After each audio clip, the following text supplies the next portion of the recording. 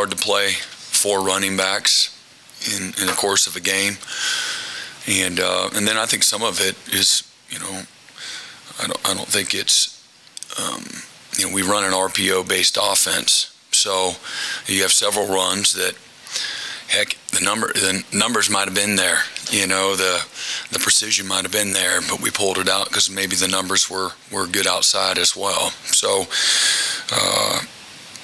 sometimes I think you want to be efficient, and we got to, as I said last night, my coach's show, we need to be a little more detailed. A guy here and there, it doesn't take but just one guy not doing his job or being not as detailed as we need to be, and everything can go to heck quickly. And Cincinnati was a really good front, and they had did some good things schematically, and they're really, it's a really good physical group of guys, and but we got to be a little more precise and detailed. And so again, DeMarco does a great job at evaluating those guys through the course of the week and who's practicing the best, and so that's how we make a lot of those decisions. So the sort of 2-on, 2-off system we've sort of seen the last few weeks. I don't know. Been sort of what was it last year? Well, it's well, Eric Gary had established himself. Yeah, so we'd love for somebody to establish themselves. That hasn't happened yet. Mm-hmm. Brent, you mentioned John Heacock and that Iowa State defense. I know when you were at Clemson, you went and visited Iowa State. What do you maybe remember about that, and did you take anything, if anything, and implement that at all, what you're doing defensively? Well, it was, affirmation that they do a great job at developing and teaching and scheming. Their players play with great effort and toughness and belief. They're very thorough as a staff, and there's a lot of cohesion there inside that building, and they've developed a great culture. Those are the things that have stood out to me, and they built something from a systematic standpoint, philosophy standpoint, scheme standpoint that has had longevity, in the conference. They run that 3-3-5 type defense, and we've seen you guys run that occasionally here and there. Have you seen that defense maybe change the way the game's being played and way offenses and maybe catching up defensively in terms of that? I think there's ebbs and flows. They get into four-man fronts a decent amount too, and so out of the same personnel. So that's their package, but they have a lot of scheme versatility to what they can do. I don't know if teams catch up or not. I don't. I think in the structurally, there's some things that are people like to say, well, they just got 3 guys up there. Well, let's go, pound them, and that's true if you got the guys that can do that and the schemes that allow you to do that, potentially, but I've seen the schemes work pretty good at a high level against really good people too. So I've seen the scheme get obliterated like every other scheme,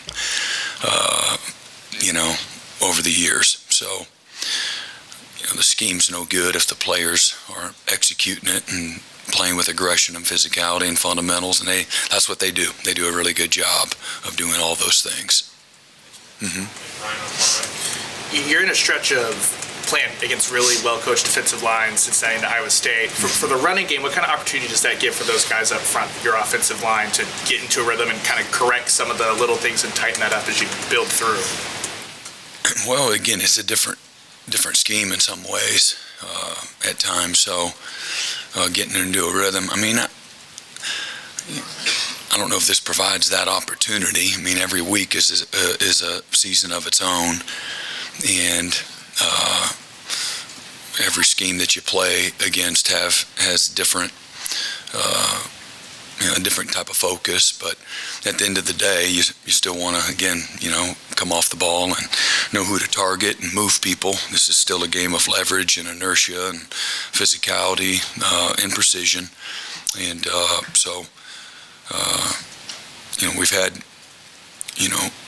good game control, what I like, through 4 games. And so, we've had very few drives that that guys were just right on and right off the field. Some of it's been 3 and out, but some of it, the 3 and outs might look different at times this year. So when we have had those, which hasn't been a lot, but obviously any offense strives for balance, and we want, again, more efficiency with what we're doing in regards to the running game. Come over here to James. Thank you. Hey, Brent, Dylan, the starting quarterback at OU is probably always a lightning rod in a certain extent, but how well do you feel like he played Saturday, and how well do you feel like he's playing this year? He played good. He played well. He managed things well, made good decisions, led with toughness, played with some toughness, had several +1 run game that went for positive yards, and played well. And does that mean he played perfect? Nobody that got on the plane played perfectly, and that's never expected. But he did a lot that was fantastic in the game, and gave us a chance to win. Brent, with Savion, tell us a bit more about what he's been dealing with, and if he's going to be in the mix these next few weeks or this week. Yeah, he's back. On the defense, Tassan obviously got his highest snap count in live action. When you went back and watched the tape, was there anything in particular, a given play or not, where he looked more or less like the quintessential guy you want in that role? Yeah, I mean, he's missed a couple weeks, so he's a guy that's coming out of spring that really had a really good spring and a good finish, and had an excellent summer. First part of camp was great. I saw that, but he hadn't played in a little while, and so he'll be the first one to tell you he's kind of getting back into the rhythm of what that looks like and what that process is. But he did a nice job, and I expect him to make improvement each and every week that he plays. Yeah, Brent, after the Tulsa game, you said you had leadership last year, just not enough of it. So what's the process been like seeing guys like Isaiah Coe, Marcus Major sort of, become more vocal and become those guys that you really need them to be? I think it starts with their ability to lead themselves, and that's just a maturation. It's just becoming more mature. Your perspective maybe changes, sense of urgency maybe changes. Maximizing, their opportunities, but learning the value of leading themselves first, and then willing to be led, and then 3, becoming a leader too, and all in their own ways. So it's hard to, quantify it as much as, I think you alluded to, being a little more vocal in a particular huddle or in a meeting room, at practice, things of that nature. That comes with the confidence, learning, again, how to lead, but it starts with themselves, believing in themselves, looking at themselves as a leader, somebody that's invested. I think that's important. When you've invested as much as each of those guys have, I think you have some ownership, not only in your work, but in the program and for the opportunities that we have on, as a football team. So been proud of them, the way they've grown, and their commitment and the care for their teammates, and their opportunity in this football team. Hey, you guys are 11th in third down defense so far. I know it's early in the season, but maybe what do you attribute that early success to, and maybe what are you seeing different this year compared to last year? Again, knowledge. Guys that returning, we're more knowledgeable, so we're more confident, and so we're more aggressive within the scheme, a little more precise in the scheme because of the knowledge. So our ability to execute with a little more precision is there. As we said, we improved our strength and our speed and our explosiveness with players that are on the roster, and then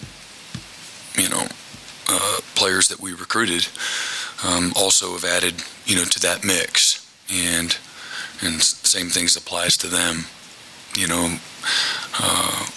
where they're at when they got here.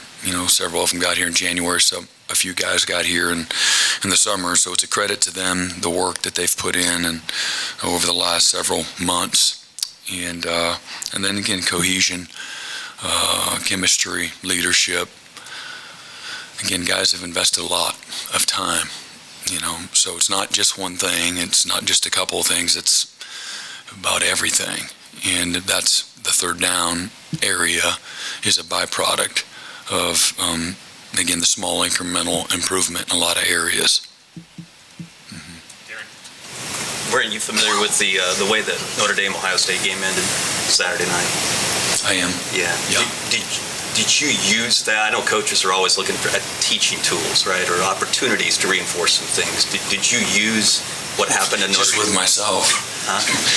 Just with myself. Yeah. Yeah. How did that look? I mean, we all talked about it as coaches, and really the players. You would think, and I don't want to probably talk about it, but I mean, it's like note to self: make sure you don't assume anything. I say it. It's not. Your gut hurts. Really, I'll be honest, because that's not the way you wanna. And that did affect. Certainly the second play, without question. But I sat there and watched it live, and my wife is sitting there, and my father and mother-in-laws, and I'm like, they don't have enough guys. I said, they got a problem on that right side, and sure enough, that's Captain Obvious. He ran the zone right there, but yeah, you feel bad, for him because that was an incredibly well-played game, tough, physical. That was a fabulous football game. I admired both defenses. The quarterbacks. It was a great game. And Marcus handled it great. He did what any head coach would. It's on me, right? But is that what a head coach is left to do in a situation like that, or does he got to go back to the staff and say, guys, you've got to be my eyes? I think it's everybody. Yeah, everybody has to have ownership in that, no doubt. Head coach ultimately takes responsibility for everything that's out there 100%, as he should. But everybody has ownership. Somebody somewhere. And anyway, I get myself in trouble talking about it, but it sounds easy, but and it should be better and easier than that. But thanks. Mm-hmm. Second round and then first. Hey, Brent, you mentioned Beck, their quarterback. What did you see out of him? What kind of problems will he pose for your defense? Yeah, I like him a lot. He's instinctive. He's athletic. He's confident. Throws the ball well on the run. He seems to be a good leader. Likes to play. You can see the emotion without being overly dramatic, but you see a personality there. Team follows him, and he's consistent.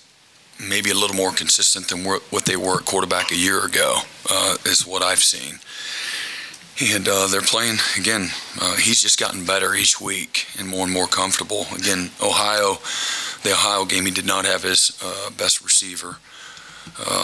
And I'm sure that affected them a little bit, but they do a great job with their backs. Backs run tough. Their overall numbers aren't eye-popping, but they run really hard. They're tough to tackle. Tight ends are big, long. They got athletic guys. They got big guys. They do a variety of personnel groups. And the receiver, Noel, is a really good player. They're getting him the ball lots of different ways. A year ago, the last couple of years, they had a receiver that was tops in the conference as far as receiving. So they know what they're doing, how to isolate a guy and give him a lot of opportunity when they get a good one, and they certainly have that, in 13. So, but Beck he was a National Freshman of the Week last week, and again, that they haven't had many 300-plus yard passers, and he really played well last week. 3 touchdowns and no interceptions, and just making a lot of good decisions. Completing, roughly 65+% of his passes. So he's doing a nice job. Okay. Behind Curtis, go to Eric. Brent, when there's competitive depth, it means players who are used to playing a lot, maybe not playing as much. How special is it for a football player to accept a new role? You know, maybe if you're a defensive player who played a lot of snaps last year, or maybe a running back just not getting as many carries as they expected. So what was the question? How special is it for a player to accept that new role that they're not playing? Well, I think it's critical to have the right kind of locker room, and that's not an easy thing. Again, I don't take that for granted. I think lots of communication is important. That's why, again, I like playing more guys because everybody likes to play, and even if it's just a little bit, and that sometimes that's easier said than done. I get it at certain positions. But for us to be the kind of program that we want, I want to promote, everybody valuing the role that they have and making the most of it and being a good teammate. I think it's important, having a selfless, committed football team that's going to celebrate each other's success and ultimately want the team to be successful is critical. And again, cohesion and chemistry and building trust with one another, I think it's really important. So we got to do a great job of not taking that for granted as a staff. And again, I think giving guys their opportunity when they deserve to play. Sometimes it's 90-10, sometimes it's 50-50. And but if it's 90-10, they need to play their 10. I think that's important. So we, by middle of the year to November, you got a locker room that, you got really good team morale because it, like I've said all along, it doesn't get easier as the season goes on. It gets harder because, guys get bored, they get distracted, they lose vision, and, boredom is probably the greatest threat to all of your success. And but for us to be successful, you have to go through a boring routine every week, where most of it's the same. The leader's got to do a good job. Myself's got to do a good job of keeping things fresh and fun, whatever that means.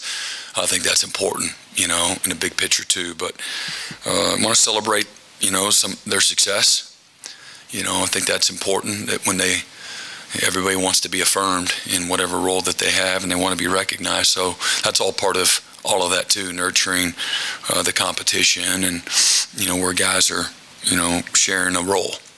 How much easier is year 2 of the buy-in compared to year 1? It's, I don't know if there was, it's hard to explain.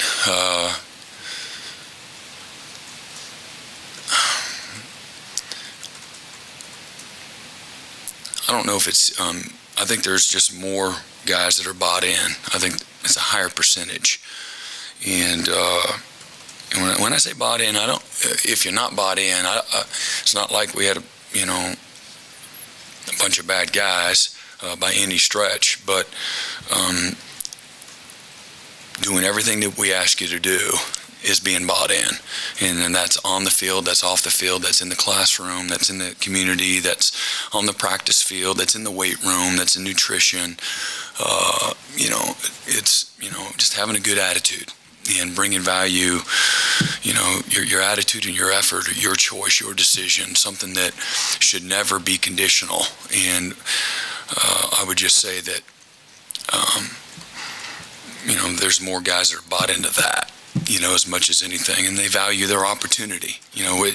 Practices have been more productive because we have more competition, and more guys understand, how, practice should be run, and the competitive strain and toughness that it takes, and all of our routines too. There's a much more of a comfort zone in everything year 2 in all of our different areas, on the field, off the field, and in our development, things of that nature.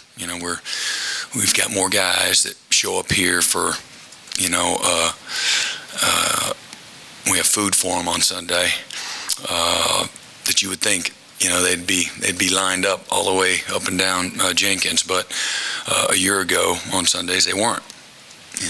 And not to the depth that we have this year. So to me, that says that guys are being a little more ambitious and going through a normal routine, treatment, food, film, recovery, school, everything falls into place,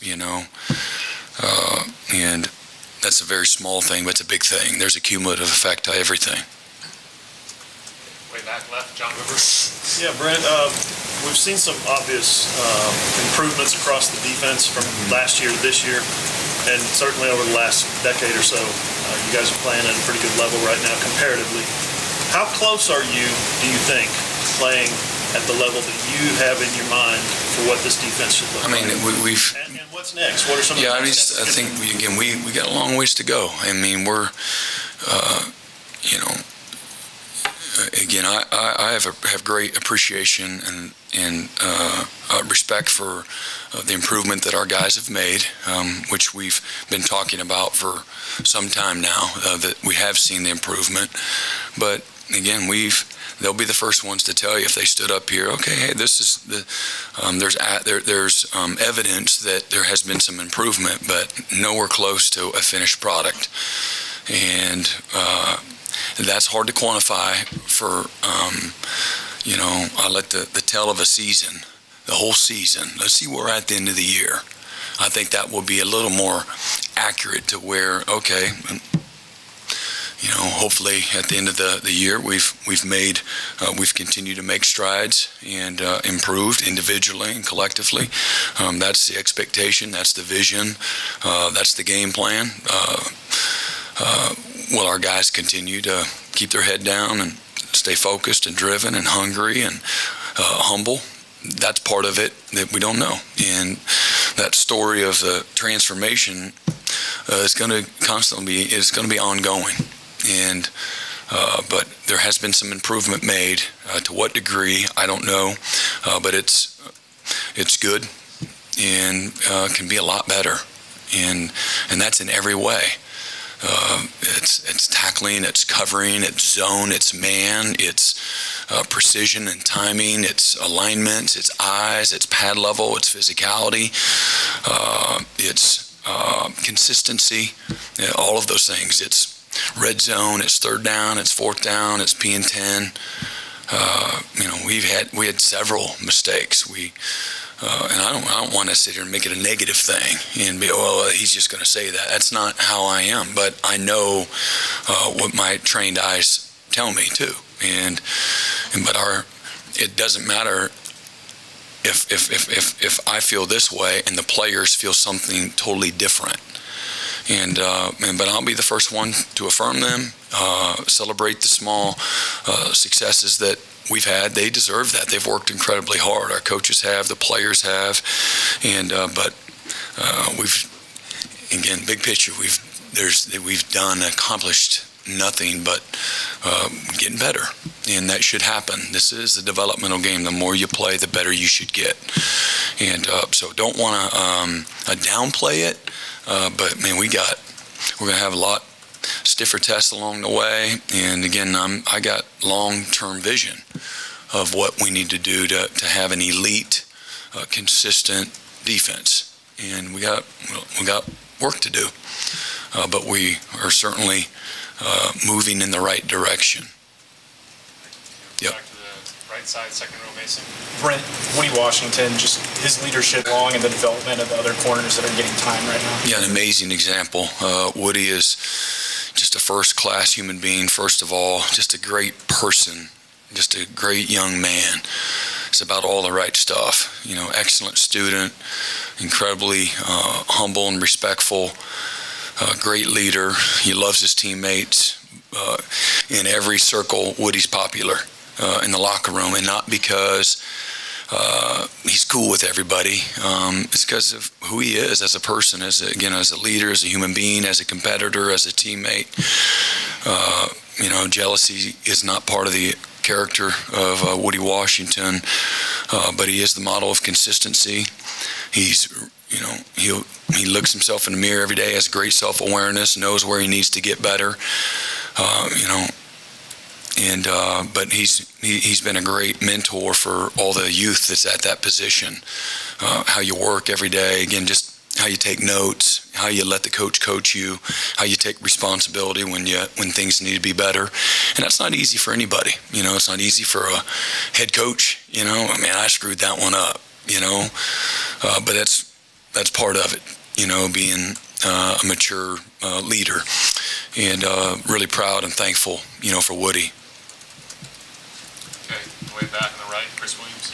Yeah, Coach, why weren't Gavin Sawchuk and Javante Barnes in the mix on Saturday? Just week of practice.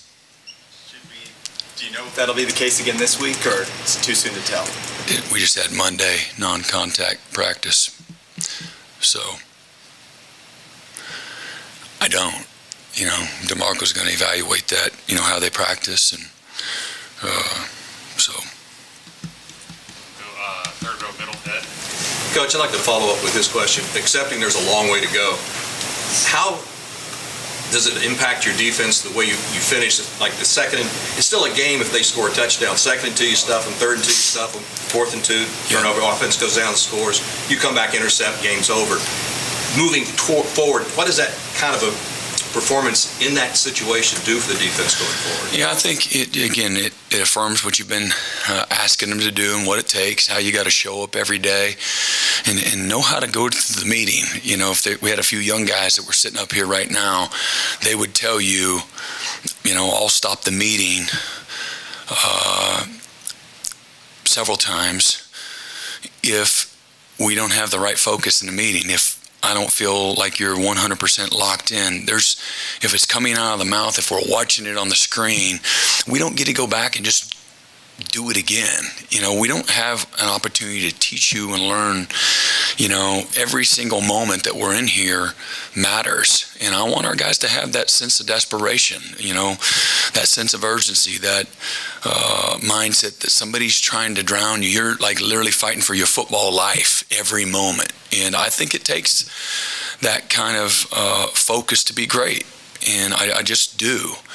And, we've got plenty of guys that are blessed with talent, but talent's no good without all the other stuff. And knowledge is important. And so we're constantly trying to, challenge our guys to grow mentally. Being great students of the game is a culture. It's every meeting room in the country is not the same, I believe. And we have an opportunity there to, again, incrementally over a period of time, develop an environment where this is a critical part of my development. And the coach can either fumble or he can score every day. And I believe that. And but the players have to buy into that. And so learning how to do that is important. And, just as a group, we were not very good at that. However long we started meeting ago, we've made a great improvement. But the reason I bring that up, I think it starts there. The improvement that they'll see in themselves on the field only justifies all the hard work and the things that we're talking about, the small details, things that maybe we didn't do well in the game. I told you this is going to happen. All right, now let's not make that mistake again, and here's how we're going to do that. And here's what, again, if you put mistake on the tape, on the field a week ago, it's going to be professional courtesy that little screen and go play that they ran. Well, we're going to run it all week. Hopefully we'll get a little better at it, because that's going to show up again, until we show, that we can, do things in a disciplined way. But I think discipline is where it all starts for me. And discipline in the mindset, discipline on how I show up to that meeting room, how I walk through that building every day. Me, and I'm saying I'm talking about the players too, the coaches, the player, the staff, how you walk through that building every day, how you show up to that team meeting is a sign of respect and value that you have for your teammates, for the team, and for your own opportunity. And so you should come prepared and be ready to stay. Again, that doesn't mean it has to be doesn't mean it doesn't have to be fun, but chasing excellence should be fun, man. And if you love what you're doing, it is fun, even though it's hard. And I want our guys to embrace that, enjoy that, and learn just how you be a disciplined, excellent, person working on a craft, because I think those same intangibles will help separate them, when they leave the game of football, because that day's coming too. And the focus, the detail, the precision, the consistency, the mindset, the figuring stuff out, and empowering themselves and equipping themselves with tools that help them dominate on the field, but dominate off the field as well. But having some success last week, or having success through 4 games, or seeing a guy like Key Lawrence just grow up right before your eyes. And Key, if anybody's had conversation with Key 2 years ago, you say, man, what a neat guy. But he'll be the first to tell you that there were always these seeds of doubt. Key was a guy that just kind of always worried about, the externals, things that he can't control, other people, environment, what you might be thinking about him, and instead of just focus on himself and focus on his opportunity and having great self-awareness. I got to get better. And that's not an easy thing to do for a lot of young guys because they've always been the guy. But the margin for error shrinks when you get to college, and it shrinks when you play better people. And he's just had an amazing transformation, I would say probably since the start of, in January, the end of the season. And it's, I'm really, really proud of him. But it's also, it's another reminder for all of us that fourth year, that fifth year, that 6-year player, usually they have their best years of football on the back end, not on the front end. And every once in a while, a guy like an Adrian Peterson or a Sam Bradford after a redshirt year will just play at an amazing level. Those are unicorns. And but most people, most competitors, most players aren't like that. There's a developmental process, and it's mind, body, and spirit. Their body looks like this, but internally they're not quite there for whatever reason. And so that's for me, for coaches, that's a really cool, and I love to promote that. I love saying, Key, man, I'm super proud of you, and all the growth that's taken place, and you're a leader now. It ain't just about you. You're a leader now. Guys look up to you. And you're a great example. And look, you start focusing on your teammates' success, having humility, showing up every day with the right mindset, and look how much improvement has taken place. Teammates see that. Certainly he does. That's cool for me. I love that, and I love to promote that.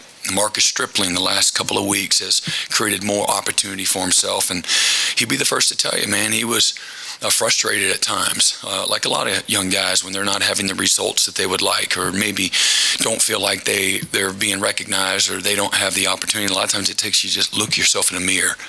Starts with the man in the mirror first, and having great awareness of what can you do to make this situation better, and then show up with a fanatical sense of desperation to do your job, do it well, and quit worrying about somebody patting you on the back. That might happen as a byproduct, but quit worrying about that.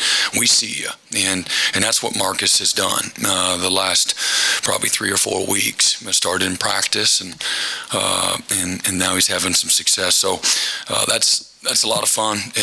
Again, I'd love to see those guys in the last year or so of their careers really having their best years and having fun, taking all these burdens that sometimes it's self-imposed, and then sometimes it's the environment. Maybe it's home, maybe it's family, maybe it's social media, whatever it is, and it's really cool to see that burden off of a guy like Key's shoulders, and he's playing free, and to me that's because he quit worrying about things that he can't control.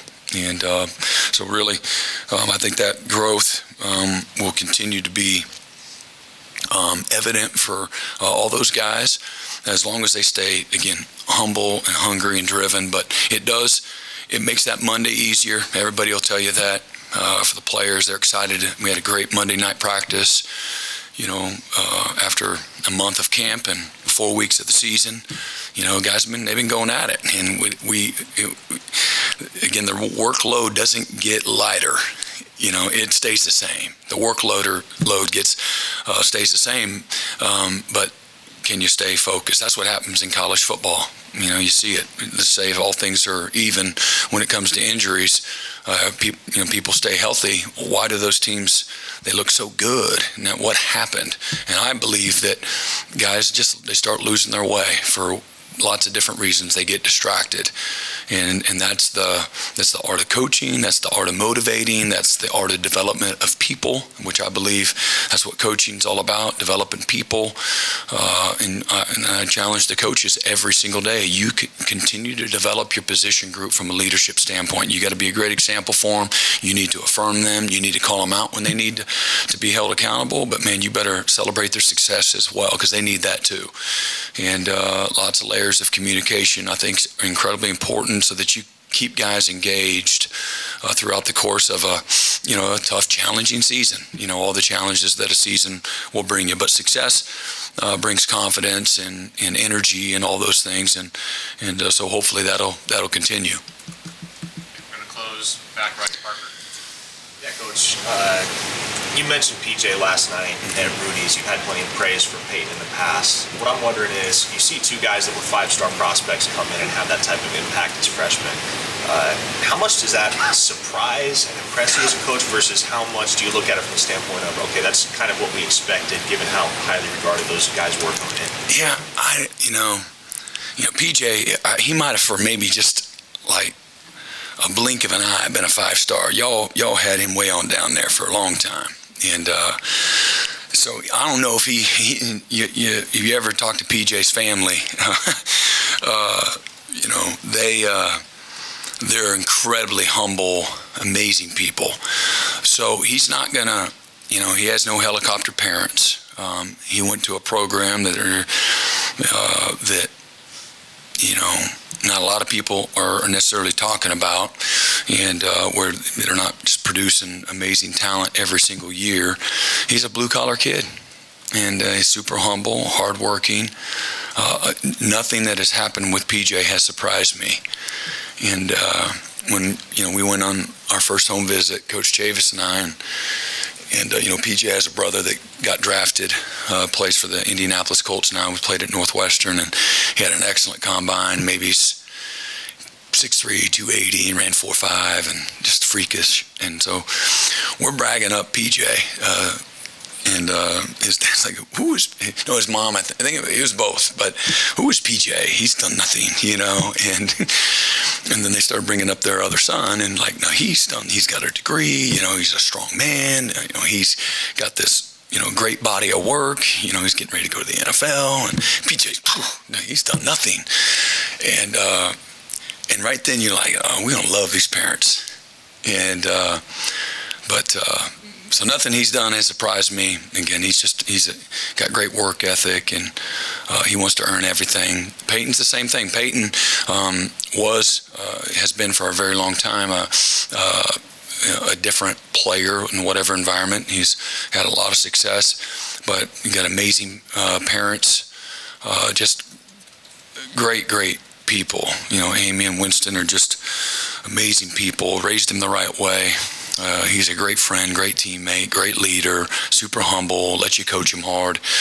So he's had success as a result. He can get out of his own way. And you see that with some guys that have been affected negatively by their environment.